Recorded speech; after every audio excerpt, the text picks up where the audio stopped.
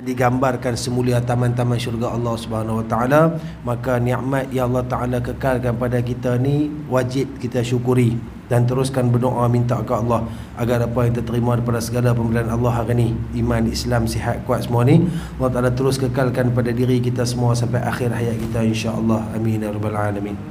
Tuan-tuan mati Allah Subhanahu Wa Taala, alhamdulillah. Insya-Allah pada malam ni tuan-tuan saya tak bercadang untuk sambung kitab kita. Memandangkan kita pun dah lepas daripada nisfu Syaban, jadi saya rasa eloklah kita kongsi serba sedikit tentang persiapan kita untuk menyambut kedatangan Ramadan. Jadi sebelum kita mulakan, pertamanya saya nak ucapkan tahniah dan mudah-mudahan Allah SWT akan memberi bantuan kepada ahli jawatan kuasa yang dikekalkan. Sememangnya ahli jawatan kuasa yang ada sebelum ni mereka yang terbaik. Jadi saya mohon kepada Allah agar diberikan taufik, hidayah, kekuatan untuk ahli-ahli jawatan kuasa surah Tamawakaf untuk meneruskan kecemerlangan. Kita buat apa yang kita mampu berdasarkan cara untuk memberi keselesaan kepada mereka yang datang mengimarahkan rumah Allah Subhanahu Wa Taala. Siapa nak mai, berapa orang nak mai, itu bukan kerja kita. Kerja kita buat apa yang mampu kita buat. InsyaAllah kalau ikhlas, kalau kita buat hanya semata-mata kerana Allah, InsyaAllah saya yakin syurga Allah Subhanahu Wa Taala akan menjadi hak milik kita. Sama-samalah kita support benda baik yang dilakukan oleh ahli jawatan kuasa tu, insyaAllah. Baik, tuan-tuan dan mati Allah Subhanahu Wa Taala, bila kita sebut tentang Ramadan, Nabi SAW dan para sahabat radhiyallahu anhum, sabak tak sabaknya mereka untuk bertemu dengan bulan Ramadan, persiapan menjelang Ramadan dibuat oleh Nabi SAW 2 bulan sebelum Ramadan. Ini dibuktikan apabila masuk saja bulan Rajab, maka Nabi SAW akan berdoa. Dan alhamdulillah sampai hari ni imam-imam kita semua pakat doa, Allahumma barik lana fi Rajabin wa Sya'ban wa ballighna Ramadan. Nabi SAW minta keberkatan dalam Rajab dan Sya'ban serta memohon supaya disampaikan, dipanjangkan umur kita dalam Ramadan.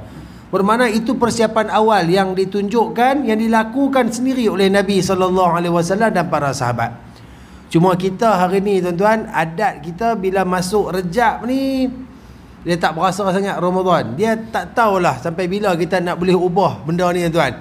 Kita terus pi ke Syawal. Masuk Rajab ni tambah-tambah jenis orang nak tempah baju ni. Tempah baju ni biasanya Syaban tak ambil dah. Dia setakat Rajab ya, pi kalau memang penuh dah. Orang kalut macam tu. Weh, Rajab dah no baju tak tempah lagi. Dia tak boleh nak touch pi ke orang tu. Rajab dah nak raya dah, nak puasa, nak raya dah. Perkataan raya tu dah terbit. Satu benda yang pada perkiraan kita macam tak berapa seronok lah. Sebab apa yang dihidangkan dalam Islam adalah kelebihan, kerahmatan, manfaat Ramadan. Nabi SAW sebut, Allah Ta'ala sebut dalam Quran, dalam hadis, menceritakan tentang kemuliaan Ramadan, kelebihan, kebesaran, keagungan. Tapi saya tak tahu adat di Malaysia ni wujud pada bila. Rasa-rasa dalam saya dah boleh mula ingat, boleh mula faham, memang saya pun terkesan dengan membesarkan Syawal lebih daripada Ramadan. Dan kita dapat bukti tuan-tuan, pengimarahan Ramadan di negara-negara Arab berbeza antara awal dengan akhir Ramadan. Awal ni ramai dah, tapi bila akhir ni melimpah. Kita ni yang melimpah tang awal, mai tang hujung dia kembali hilang serot. Pi mana pun tak tahu. Kita tahulah pi mana kan. Waktu tu macam-macam, siapa buka bazar, siapa buat uptown ke apa ke. Cukup laku. Tambah dia tengok pula setahun 2 tahun kebelakangan ni sampai ke malam raya, orang boleh menjual. Kita ni rasa kalau meniaga pun sehari 2 hari sebelum raya pakai tutup dah. Ni di pasar tak boleh tutup. Malam raya ni buah nak berhabis, buah orang main last minute mereka ni. Jadi pertamanya kita kena ubah persepsi ni lah. Pasal apa jadi macam ni tuan-tuan? Baik, dia antara alasan yang boleh kita fikir, sebabnya saya sendiri dan mungkin kita tak faham sebenarnya apakah objektif Ramadan. Tuan-tuan, dalam rukun Islam yang 5, pertamanya syahadah melibatkan pengakuan, dan 4 lagi perbuatan, solat, puasa, zakat, haji. 4 ni ada objektif dia tau. Bukan saja Allah suruh solat, bukan saja Allah suruh puasa, suruh zakat, suruh pergi haji. Tak, ada sebab, ada tujuan. Kita kalau diberi satu-satu tugasan, kita tak faham apakah tujuan tugasan, rasanya macam sukar untuk kita nak mencapai apa yang kita nak daripada tugasan tersebut. Kalau kita tak faham objektif tujuan. Hari ni bila kita tak faham apa kelebihan Ramadan, pasal apa dalam Ramadan kena puasa, pasal apa sebulan, pasal apa tak boleh makan minum. Kalau benda tu kita masih tak faham, Ramadan takkan jadi satu bulan yang cantik kat kita. Saya yakin, saya, tuan-tuan, kita semua ni ada satu prinsip yang sama. Bila mai duk fikir dekat-dekat nak puasa ni, duk harap-harap Ramadan ni yang paling baik lah kot. Kan, kita dah ada dah satu azam tu, nak jadikan Ramadan ni Ramadan yang paling baik, paling bermakna dan sebagainya. InsyaAllah tuan-tuan, saya nak kongsikan beberapa benda yang perlu kita faham. Mudah-mudahan insyaAllah, pertamanya kita mohon Allah panjangkan umur kita dalam keimanan dan kesihatan untuk kita bertamu dalam bulan Ramadan. Dan kalaulah kita jumpa Ramadan, kita boleh declare kat diri kita, inilah Ramadan yang terbaik dan terkesan. Kita nak dua benda, terbaik dan terkesan. Apa beza dia tuan-tuan? Ramadan yang terbaik, Ramadan yang bermakna kepada kita ni, maksud dia apabila kita berjaya berada di dalam bulan Ramadan dengan kepuasan. Kita puas hati dengan puasa kita, puas hati dengan tarawih kita, puas hati dengan baca Quran kita, kita rasa seronok dengan sedekah kita. Tu Ramadan yang terbaik. Kira kita boleh tahu, aku sebelum ni aku tak pernah buat macam ni. Walaupun Ramadan 30 hari, biasanya ada juga sehari dua aku termis tarawih. Ada juga tarawih ni tak buat jemaah, buat kat rumah sorang-sorang. Ada juga, tapi kali ni aku boleh buat 30. Selalu Ramadan aku boleh khatam sekali. Tahun ni Ramadan aku khatam 2 kali. Kita nak jadikan Ramadan yang bermakna dan terkesan, berkesan. Berkesan ni masuk apa? Apa yang kita amalkan dalam bulan Ramadan, kita nak bawa sampai mati. Bukan hanya berlakon dalam Ramadan. Kan, sebab Dr. Yusuf Qardawi rahimahullahu ta'ala, dia pesan ketika kita meraihkan Ramadan, dia kata, kun rabbaniyin, jadilah kamu hamba Tuhan, wala takun ramadaniyin, jangan kamu jadi hamba Ramadan. Hamba Ramadan ni apa? Orang puasa, aku puasa. Orang bertarawih, aku tarawih. Kan? Orang bayar fitrah, aku bayar fitrah. Ada kira gitu. Kan? Dalam masa yang sama, dia tak faham. Tekat puasa ya, benda-benda lain sama naik. Kata ke orang sama naik, aurat tak tutup sama naik, tak ada beza pun. Itu adalah hamba-hamba Ramadan. Kita nak jadi hamba Tuhan. Jadi tuan-tuan, kalau kita tengok solat, puasa, zakat, haji. Okey, solat dah kita nak pergi. Apa objektif solat? Pasal apa kita kena solat? Pertama, dalam Quran Allah Ta'ala sebut, wa aqimis salata li zikri, dan dirikan solat untuk mengingati aku. Sebab tu kalau kita tengok aturan 5 waktu solat bermula seawal pagi hingga sehujung malam. Disusun awal pagi satu, lepas tu dia main ke tengah hari satu, dia main nak masuk petang satu, dah mula menjelang malam satu, hujung malam satu. Supaya daripada kita bangun tidur sampai nak tidur, kita ada waktu untuk mengingati Allah. Untuk kita tidak melupakan Allah Subhanahu Wa Taala. Disebut pula oleh Nabi SAW antara tujuan solat lain, bila sahabat-sahabat Nabi SAW tanya berkenaan solat Nabi yang terlalu lama dan terlalu banyak sehingga akan bengkak kaki-kaki Nabi.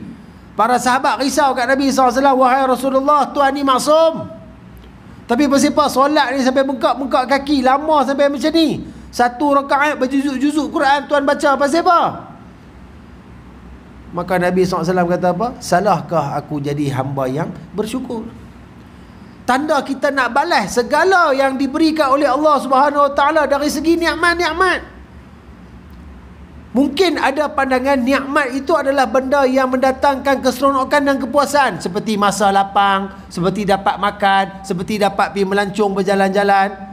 Tapi saya yakin dalam hati tuan-tuan dan puan-puan yang ada kat sini, antara nikmat yang kita ada hari ni pada boleh duduk dalam rumah Allah, boleh main sama-sama solat berjemaah kerana Allah SWT. Definisi nikmat tu dia bergantung bagaimana kita mendefinisikan dia. Walaupun yang sebenarnya nikmat ni apabila kita sentiasa berada di bawah benda yang Allah suka kat kita, itulah nikmat. Semua orang ada lapang sekarang ni, ramai lagi yang ada kat rumah, pasal apa? Tuan-tuan je main masjid. Itulah nikmat Allah bagi kat kita. Orang lain Mungkin Allah Ta'ala tak bagi, mungkin ada sebab-sebab, mungkin sebagai ujian dan sebagainya. Jadi bila kita faham tujuan solat, tuan-tuan tahu, ni solat ni sebab aku buat kerana ingat Allah. Kita pi mana, kita buat apa pun, waktu solat kita akan solat. Tak kira lah kita pi luar negara, lari dengan kita 10 jam ke 12 jam kan, masuk waktu solat kita akan solat. Apa jadi pun kita tak akan tinggal solat. Tu bila kita faham. Sebab tu sekarang ni saya nak cabar tuan-tuan, sekali habis-habis ni, nampak Abang Syed duk masak kot. Tak betul lah, ada, selalu dia tiada lah apa-apa ration kat sini. Ni antara satu kelebihan surau ni kan. Sebab tu saya sayang AJK sini. Kan. Habis-habis ni kita tak sembahyang isyak, kita pergi makan ramai-ramai, kita balik duduk sat tengok TV ke apa ke, cukup time tidur. Jangan sembahyang isyak saja, jangan sembahyang. Tuan-tuan boleh buat tak? Boleh lah nak buat? Boleh, tak ada masalah. Gamak dah nak buat? Takkan gamak. Sebab kita faham, aku ada hutang ke Tuhan. Ada benda Tuhan duk tunggu kat aku. Itu nikmat. Itu tujuan. Dan kita tak akan tinggalkan tujuan tu. Jadi bila kita faham, solat ni akan menjadi dakwah lagi. Baik, kita tengok pada zakat. Apa tujuan zakat? Tujuan zakat supaya Allah nak kita ni ada perasaan dua benda. Satu, perasaan terima kasih. Satu, perasaan rendah diri, rendah hati. Terima kasih ke Allah atas nikmat. Orang yang kena bayar zakat, kalau tiap-tiap bulan dia kena keluarkan zakat, bermakna rezeki dia melimpah. Zakat ni diwajibkan ke atas orang yang rezeki dia lebih, yang berkemampuan. Keluar tu untuk apa? Tolong orang yang Allah Ta'ala uji dengan kesusahan. Duit dia tu tak pergi mana? Supaya dia ni tak ada sifat kedekut, tak ada sifat bongkok, sombong. Dalam Quran, antara sifat sombong yang paling banyak Allah Ta'ala ceritakan kepada siapa? Firaun. Sombong dia, bongkok dia tuan-tuan. Bagaimana sehingga Allah Ta'ala menyebutkan dalam banyak surah. Akhirnya dia dimusnahkan. Bahkan ada cerita kaum-kaum yang lain, Allah bagi kenikmatan, Allah bagi kehebatan, bagi kekuatan. Mereka mencabar Rasulullah. Akhirnya mereka dimusnahkan. Allah tak mahu kita ada sifat tu. Sebab tu diwajibkan zakat. Dipaksa kita keluarkan. Supaya dalam hati ni ada perasaan belas. Dan bila tuan-tuan faham tujuan zakat, sedekah ni akan menjadi satu kebiasaan. Walaupun zakat duk bayar, sedekah ni sama naik. Nampak tabung bubuh. Pergi pasar malam, nampak satu pakcik duk minta bubuh. Padahal tengok, yang ni macam sihat ni, dia boleh kerja. Kita tak kira dah, bubuh. Tengah duk makan, ada anak kecil mai minta tolong jual tisu, kita bagi. Kita takkan tanya. Sebab bila kita faham Allah apa sangat RM1 berbanding apa yang Allah bagi ke aku hari ni. Bila kita faham tujuan haji, apa tujuan haji? Tujuan haji ialah supaya kita ni berasa hina, terutama orang lelaki. Pasal apa orang lelaki terutamanya? Sebab waktu kita duk buat umrah tu, duk tawaf tu, tuan-tuan kenal ke mana satu presiden, mana satu tukang cuci sampah, mana satu driver lori? Tak kenal. Semua sama, sekeping kat atas, sekeping kat bawah. Pakaian dalam pun tak ada, kepala pun tak boleh tutup. Tak tahu mana satu. Kok lah kalau orang kaya-kaya ni dia ada perfume yang boleh pakai mahal-mahal, perfume pun tak boleh pakai. Keluar habis segala bau yang buruk, bau yang busuk. Supaya hang sedar, tinggi mana pun hang ada jawatan, hang tetap hina di kalangan sama dengan manusia. Allah nak timbulkan rasa supaya manusia ni rasa diri dia hina. Jangan belagak, jangan sombong. Allah nak kita sedar apa yang kita ada sekarang ni semuanya datang daripada Allah. Allah yang bagi kat hang. Itu tujuan. Dan apakah tujuan puasa? Selama ni kita dah masuk Ramadan banyak kali ya. 40 kali, 50 kali, 60 kali kan. Banyak dah dah masuk Ramadan, alhamdulillah sampailah. Kita faham apa tujuan Ramadan. Tuan-tuan, tujuan Ramadan supaya manusia ini dapat menguasai diri dan hatinya daripada dua musuhnya. Apakah musuh dia? Iaitulah syaitan dan nafsu. Allah nak kita latih diri kita. Mungkin selepas Ramadan sampai nak jumpa pula next Ramadan, mungkin kita tersesat, mungkin kita tersasar daripada jalan ke syurga. Maka Allah letakkan Ramadan supaya kita dapat tarik balik diri kita duduk atas siratal mustaqim. Sebab tu kita tak pelik tu bila kita tengok pertamanya Ramadan ni kan, bila kita faham Hari ni kita kalah duk buat maksiat ni sebab apa? Combine dia antara nafsu dengan syaitan. Syaitan main bisik, nafsu mendesak. Menyebabkan kita ni buat benda-benda yang dilarang oleh Allah. Walaupun kita tahu benda tu tak boleh. Mungkin yang besar-besar kita tak buat. Mungkin kita tak berzina. Mungkin kita tak minum arak. Tapi ada benda besar yang kita anggap kecil. Contoh dia, ngumpat. Fitnah. Menggelar antara satu sama lain. Menggunakan bahasa-bahasa yang kotor, yang jijik, bahasa-bahasa kesat, maki-makian. Walaupun kita tahu benda tu tak boleh, tapi kita duk berasa macam, alah kami ni dah lama dah, tak ada masalah kami cakap macam ni. Kita duk berasa untuk kita tak ada masalah, tapi malaikat duk catat. Sebab apa? Bila syaitan dia tak boleh sesatkan kita kod benda besar, dia akan cari jalan kod benda kecil. Sebab kecil ni lama-lama bila kumpul dia akan jadi besar. Jadi bila mai Ramadan, Nabi SAW sebut antara kelebihan yang ada dalam Ramadan, wasufidati syayatin. Syaitan ni diikat. Syaitan ni tak duduk dengan kita. Habis tu pasal apa ustaz? Syaitan tak ada, tapi awak juga orang duk buat maksiat bulan Ramadan ni. Ada je kes orang kena tangkap khaluat, duk zina bulan Ramadan, minum arak bulan Ramadan. Syaitan ada ke? Sebab tu Allah sebut ayat terakhir sekali dalam Quran. Semua kita hafal. Apa ayat terakhir tuan-tuan? Yang kata syaitan ni minal jinnati wan nas. Yang kata setan ni daripada jin dan manusia. Hak kena tambak jin. Hak tak kena tambak setan manusia ni. Makna kata kalau Ramadan dia buat maksiat, dia ni antara salah satu syaitan yang disebutkan oleh Allah Subhanahu Wa Taala. Bila syaitan tak ada tuan-tuan, ditambah pula dalam Ramadan kena puasa.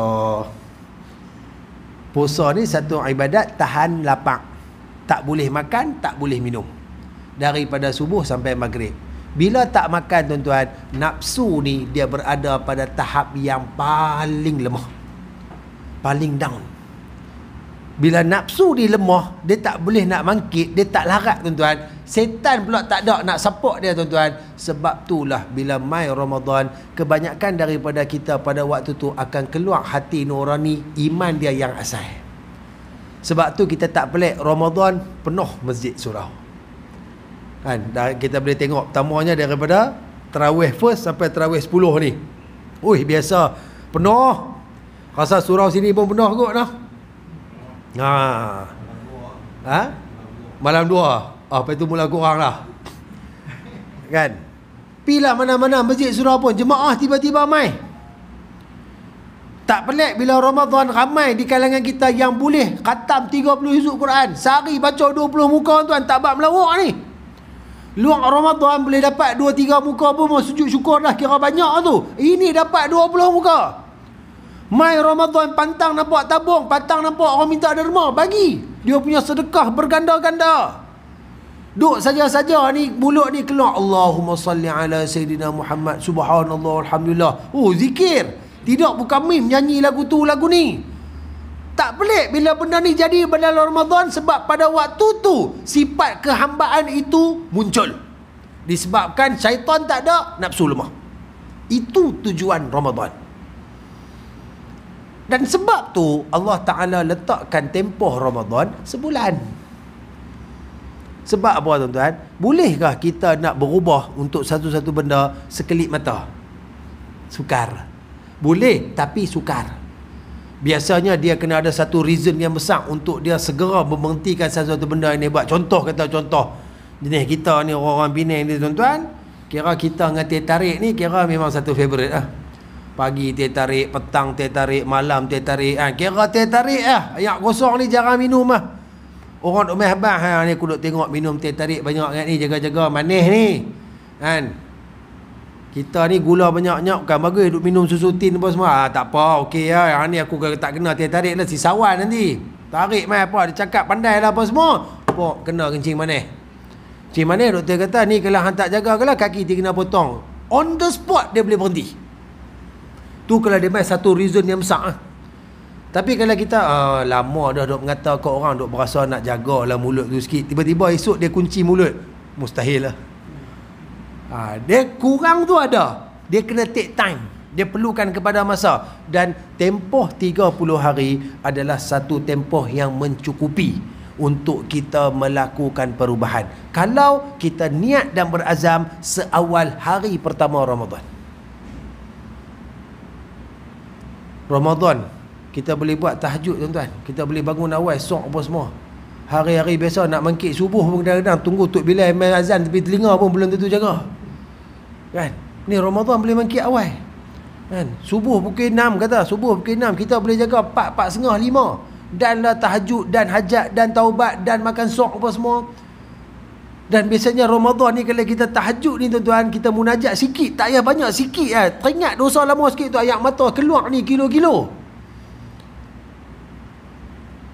Waktu itulah waktu Allah nak kita kembali merajai nafsu kita. Pastikan kita yang kontrol nafsu. Itu tujuan Ramadan.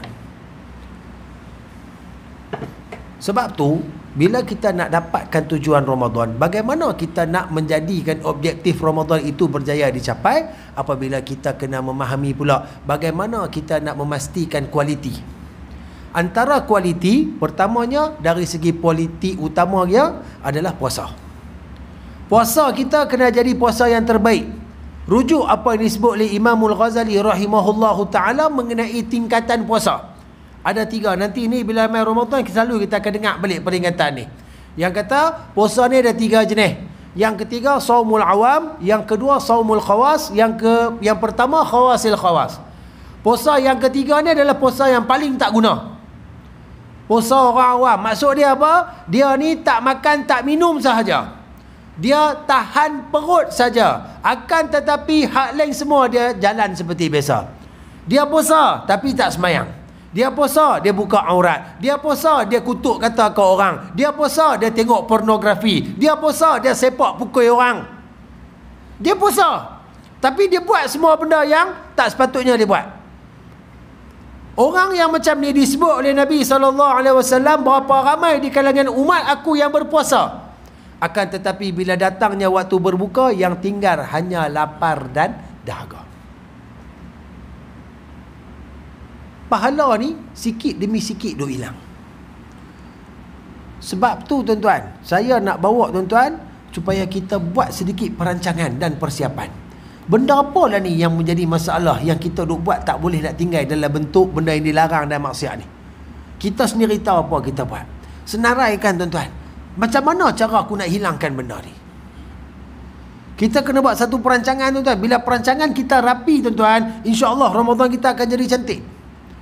Contoh kata kalau kita ni jenis kerja shift, pagi, petang, malam ke apakah, ataupun ada yang 12 jam pagi, 12 jam malam.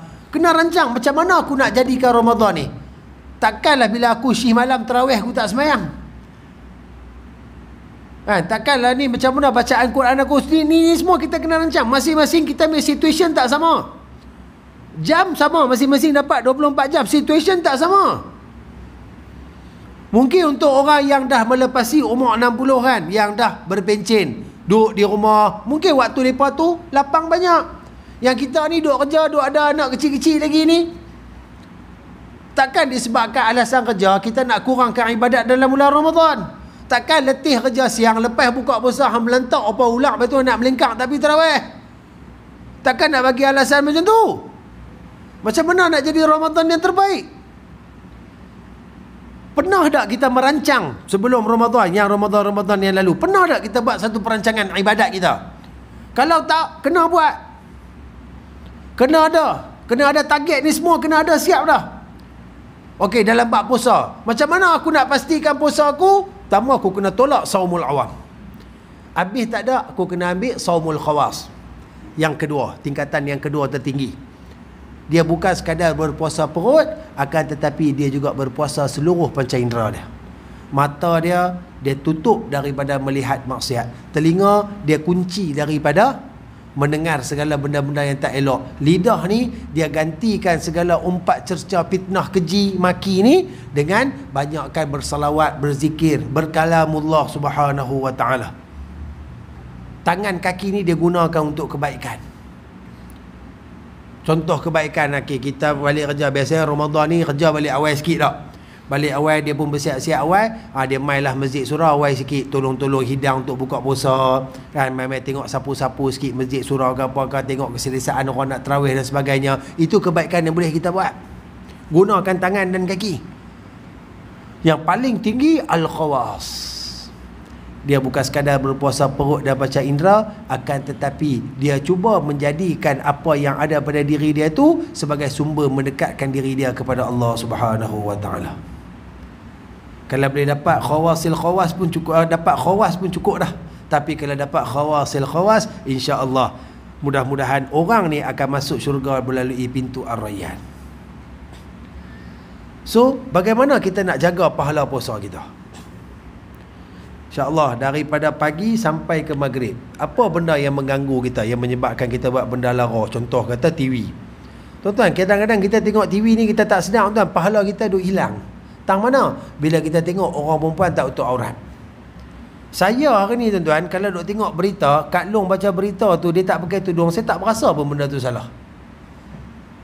Tuan-tuan berasa tak salah? Sedangkan benda tu salah. Sangat salah. Disebut oleh Nabi SAW, kalau tengok aurat orang, segera kalih.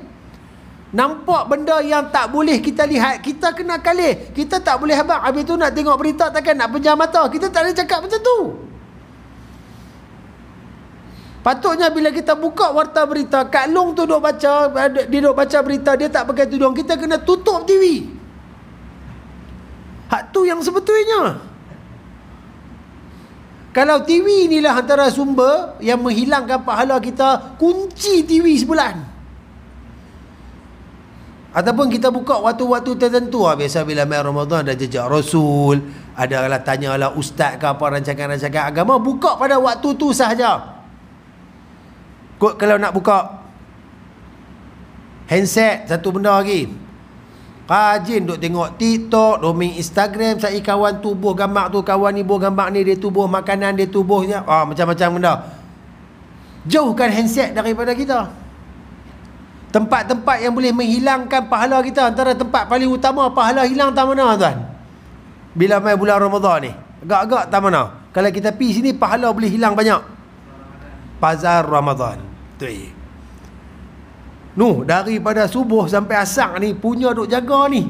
Lepas asar sat pergi bazar Ramadan dengan campur lelaki perempuan, dengan duk tengok ada orang mai buat tak tahu, tak pakai tudung lah, dengan pakai seksi lah apalah. Kita pun dengan nafsu tiba-tiba membuat. Tengok ayam golek duk rasa nak beli sekok, duk kita seorang duk berasa tak cukup. Padahal selalu makan seketui pun tak habis. Tu nafsu tu. Kita pergi layan pula nafsu, tengok tu sedap, tengok ni enak, tengok sana lazat. Tu pahala duk hilang. Kalau tak perlu, tak payah pi. Kalau jenis kita boleh masak sendiri di rumah, silakan. Kalau tak, dan saya memang lauk buka puasa kena beli kat luar, pi sekadar nak dapatkan keperluan, patah balik. Tak payah duk meronda sampai habis. Loh, takkan baru masuk 2-3 gerai nak patah balik. Duk ada 100 gerai je tu. Tu tambah belakang ni kita Tenggiri ni kan. Kami besar. Tu semua antara tempat-tempat yang kalau boleh jauh, kita jauhkan. Sebab kalau macam saya tuan-tuan, saya tak mampu nak tundukkan pandangan saya terlalu bawah. Kadang-kadang bila nampak orang tak pakai tudung, duk tengok lah juga. Kita nak maki dia pun, kita pun lebih kurang dia ya. Nak pergi marah dia pun, kita pun macam dia. Kan? Nak duk kalih sana, duk kalih sini, sekali dia jadi masalah pula kat kita. Tu semua ni tuan-tuan, cabaran dalam kita nak menghidupkan Ramadan. Sebab tu kita kena ada perancangan.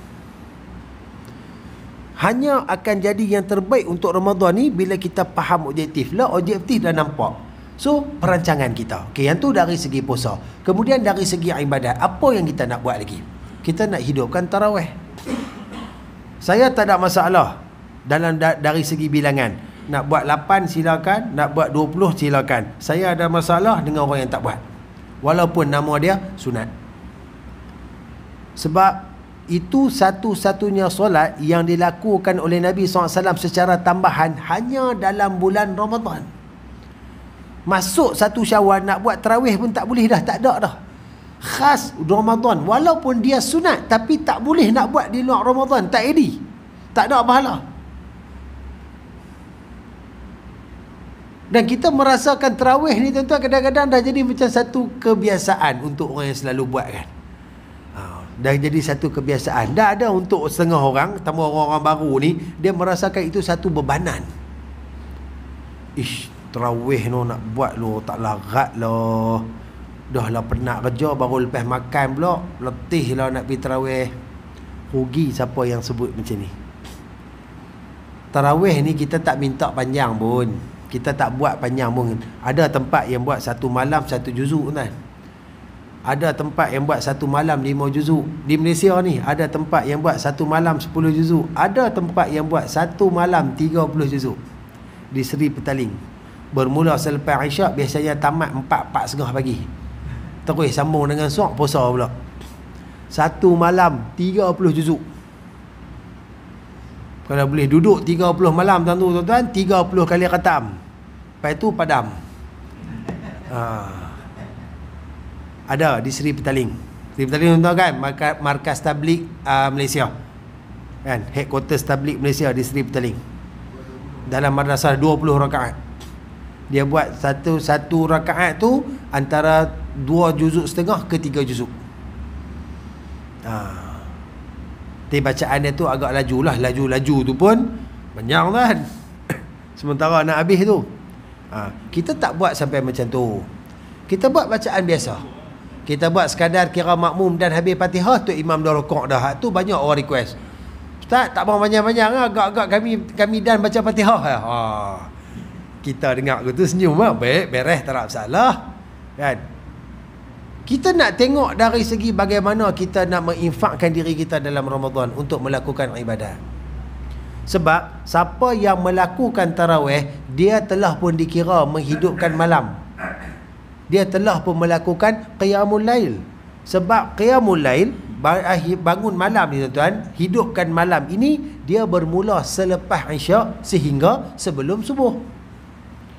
Jadi orang yang sembahyang tarawih, dia dah berqiyam dah. Cumanya kalau dia boleh tambah pula sehari di waktu malam sebelum nak makan suak tu, dan dia lapik dengan tahajud sikit, dengan hajat sikit, hak tu terlebih baik. Tapi kita nak fokus tadi puasa dah selesai dah. Kena jaga puasa kita elok-elok kan, ambil yang terbaik. Ni tarawih pula. Solat 5 waktu pasal apa saya tak sebut. Hak tu kalau tak Ramadan pun kena jaga. Hak tu tak perlu disebutkan. Sebab itu memang kewajipan sampai mati. Ni ibadat khusus yang ada dalam Ramadan, tarawih. Kemudian tuan-tuan, sukat siap-siap kita punya bacaan Quran dan juga kita punya sedekah. Tahun ni target berapa kali khatam? Lama dah duk sekali khatam, alhamdulillah dapat. Duk ingat tahun ni Naab tengok 2 kali khatam. Selalu sehari duk baca 20 muka surat. Ni tahun ni macam mana aku nak baca 40 muka surat? Waktu mana aku nak luangkan waktu untuk baca bagi dapat 40 muka surat ni? Boleh buat tak tuan rasa-rasa? Boleh. Mau, benda tu akan dapat. Mau, benda tu mesti akan jadi. Bila Ramadan ni, kita pun tak terasa beban. Sebab nafsu dengan syaitan ni, dia pun dah lemah. Dia pun tak ada. Jadi kita kalau buat time tu, kita berasa nak buat, kita akan boleh buat. Walaupun ramai je tak buat. Orang yang tak mau tu tetap tak maulah. Ni kita nak cari jalan. Kemudian ibadat-ibadat lain yang kita rasa benda ni kita kena jaga bagi elok. Seperti tolong-tolong orang kan dalam menyediakan juadah. Contoh kita ni rajin masak, kita selalu duk masak. Masak tu bagi lebih sedekah bagi kat jiran-jiran, hantar mai kat masjid surau. Tuan-tuan, rancanglah segala ibadat yang kita nak buat tuan-tuan. Dan antara benda yang terpenting dalam Ramadan tuan-tuan, sentiasa setiap hari tuan-tuan habiskan sekurang-kurangnya 100 kali istighfar kepada Allah Subhanahu wa taala. Sebab jackpot di bulan Ramadan, bonus terbesar yang disebut oleh Nabi SAW berdasarkan hadis yang saya rasa selalu kita dengar, man qama ramadana imanan wa ihtisaba ghufira lahu ma taqaddama min zambi. Nabi sebut man qama Ramadan, siapa-siapa yang mendirikan Ramadan. Nabi tak sebut man shoma Ramadan, siapa berpuasa. Nabi sebut mendirikan. Maksud dia buat segala apa yang dia boleh buat, bukan sekadar puasa. Solat, zakat, sedekah, Quran, selawat, zikir, apa saja yang dia buat dengan tujuan benda tu adalah ibadat untuk memuliakan Ramadan. Dia menghidupkan Ramadan dengan dua syarat. Pertama, imanan, dengan penuh kepercayaan. Dia harap kepada Allah, dia yakin kepada Allah, dia buat kerana Allah, semata-mata untuk Allah. Dan syarat kedua, wahtisaban, dan dengan pengharapan, harap Allah redha, harap Allah terima, harap Allah berkati, harap Allah Ta'ala ampunkan. Ghufira lahu ma taqaddama min zambih. Bonus yang paling besar, diampunkan semua dosa-dosa dia yang lalu. Makna kata bila mai hari terakhir, azan maghrib, kira dah masuk 1 Syawal, Ramadan tu keluar tuan-tuan, dia tak keluar kosong. Dia heret habis segala dosa salah silap kita. Dan kita pun boleh cek diri kita, adakah kita berjaya atau tidak dalam Ramadan. Kalau bila dosa kita diampunkan tuan-tuan, insya-Allah selepas Ramadan solat kita tetap terjaga. Bacaan Quran kita hari-hari mesti ada. Salawatkan Nabi tak pernah dilupa. Zikir ni akan menjadi satu benda yang sentiasa berada di mulutnya. Sedekah, benda yang tak tinggal. Walaupun mungkin jumlah dia tak sama banyak dengan apa yang kita buat dalam bulan Ramadan, tapi istiqamah tu akan wujud. Kalau benda tu wujud tuan-tuan, bermakna kita berjaya menempuh Ramadan. Nak cek siapa-siapa yang berjaya ni mudah tuan-tuan. Seawal Zuhur 1 Syawal boleh pergi cek kat masjid-masjid. Tu, boleh tengok, oh Zuhur 1 Syawal ni biasa je nak dapat 1 soh pun sakit. Oh. Ya, kita faham lah kan, pakat keluar pergi beraya apalah. Tapi berapa ramai disebabkan raya ni, azan ni, tapi duduk berziarah rumah adik-beradik, rumah kawan-kawan. Tak apalah, satgi lah semayang. Satgi habis lepas ziarah ni kita keluar lah pergi singgah masjid. Kalau orang yang betul-betul dia menjadi hamba Tuhan, tak ada hari yang bila dia dengar azan dia tangguhkan solat dah. Tu tanda kejayaan yang boleh kita semak sendiri pada hati kita. Maka tuan-tuan perempuan dan rahmati Allah Subhanahu Wa Taala, kita nak jadikan Ramadan ni Ramadan yang paling sempoi. Ramadan yang kita seronok, Ramadan yang kita puas, dan Ramadan yang boleh bawa kesan kepada diri kita, merubah diri kita daripada orang biasa menjadi orang yang lebih rapat dan taat kepada Allah Subhanahu Wa Taala. Maka lebih kurang tempoh seminggu kita duk ada ni tuan-tuan. InsyaAllah kita akan mula tarawih pada hari Rabu minggu depan. Rabu malam tu kira dah dengar dah kembali kalimahan Subhanal Malikil Ma'bud. Oh lama tak dengar akan mula kembali dilaungkan pada Rabu depan, mudah-mudahan insya-Allah. Makanya masih ada waktu untuk kita bermuhasabah, untuk kita menghisap, untuk kita mengatur, untuk kita menilai apakah yang perlu kita lakukan untuk Ramadan tahun ni. Sebab walaupun kita kata seminggu tu nampak tak lama noh, saat tu ya. Allah, 1 tahun pun saat, apatah lagi seminggu, tapi kita tak tahu mampukah kita bertahan sehingga seminggu tu. Umur kita ni panjang lagi ke? Wallahu a'lam. Tapi kalau jumpa Ramadan tahun ni, tolong ingat Ramadan tahun depan terlalu panjang untuk kita nak sampai. Kemungkinan tak sampai. Hari ni saya cakap, tiba-tiba main tak ada puasa, dengar cerita seorang dua jemaah kita dah tak ada. Main dekat Ramadan, silat-silat, tuan-tuan pula dengar cerita, saya tak ada. Tak tahu. Boleh jadi benda ni benda tak ada syarat, dia boleh kena kat siapa-siapa. Allah dah tetap siap dah. Maka kalau berjumpa dengan Ramadan, tolong buat yang terbaik. Bukan hanya sekadar niat azam sebut saja, tapi buktikan yang terbaik, buktikan yang terkesan, buktikan Ramadan ni kita benar-benar menjadikan dia sebagai titik tolak untuk perubahan hidup kita, mendapat mardatillah, mendapat redha Allah Subhanahu Wa Taala. Ingat tuan, saya pernah sebut di sini, kita nak masuk syurga, Allah mesti redha kita ni hamba. Kalau sekadar kita redha Allah Tuhan tak cukup. Kan, ya ayyatuhan nafsul mutmainnah irji'i ila rabbiki radiyatan mardiyah. Radiyatan mardiyah. Allah redha kita hamba, kita redha Allah Tuhan. Saling redha meredha. baru kita boleh dapat syurga. Kita buat ibadat dengan baik, Allah redha. Kita istighfar, mohon ampun daripada dosa sedang salah silap kita, Allah redha. Kita taubat, kita berhenti buat benda maksiat, Allah Ta'ala redha. Tu yang kita nak cari.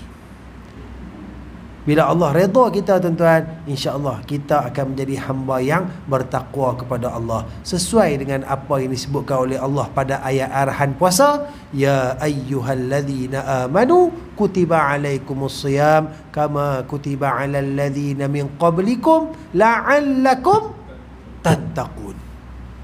Allah suruh kita puasa sebab Allah nak kita takut kat dia. Maka puasa nak mendapatkan ketakutan, puasa yang mesti sentiasa berpandukan apa yang ditetapkan oleh Allah, oleh Nabi SAW dan Islam. Jom sama-sama kita buat satu Ramadan yang terbaik tahun ni. Sama-sama kita saling tengok-tengok antara satu sama lain, sama-sama saling tegur, sama-sama saling bagi semangat antara kita.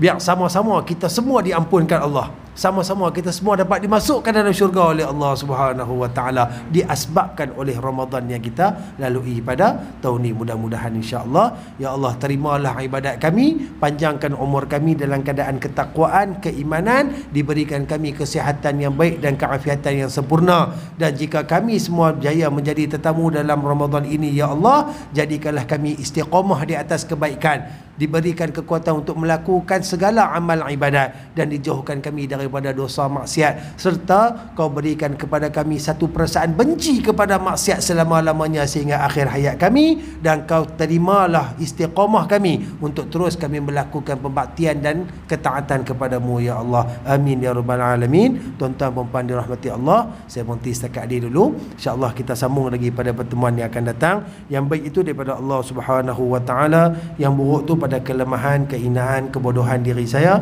Mohon ampun dan maaf telah bahasa tersilap kata. Tuan-tuan dan puan, kalau ada apa-apa kebaikan yang boleh kita ambil pada pertemuan malam ni, balik lagi pakat cerita, kongsi-kongsi sikit dengan isteri kita, suami kita, anak-anak, rakan-rakan, jiran-jiran. Mudah-mudahan ilmu yang baik bila kita faham, kita sampaikan, manfaat ilmu akan lebih meluas. Dan bila kita cerita ke orang, ajak ke orang tentang kebaikan, orang amalkan. Selama mana ianya diamalkan, selagi itu kita akan terus diberi pahala oleh Allah Subhanahu wa taala, insya-Allah. Wa hadza bitaufiq. Wassalamualaikum warahmatullahi wabarakatuh. A'udzu billahi minasyaitonir rajim. Bismillahirrahmanirrahim. Alhamdulillahi Rabbil Alamin. Wassalatu wassalamu ala sayyidina wa maulana Muhammadin ashrafil mursalin wa ala alihi wa sahbihi ajma'in. Allahumma akhrijna an zulumatil wahm wa akrimna binuril fahm waftah alayna bima'rifatil ilm wa hassin akhlaqana bil hilm wa sahhil lana abwabal fadlik wa anshur alayna min khazain rahmatika ya arhamar rahimin. وصل الله على نبينا المصطفى محمد صلى الله عليه وسلم وعلى آله وصحبه أجمعين والحمد لله رب العالمين. تقبل الله منكم.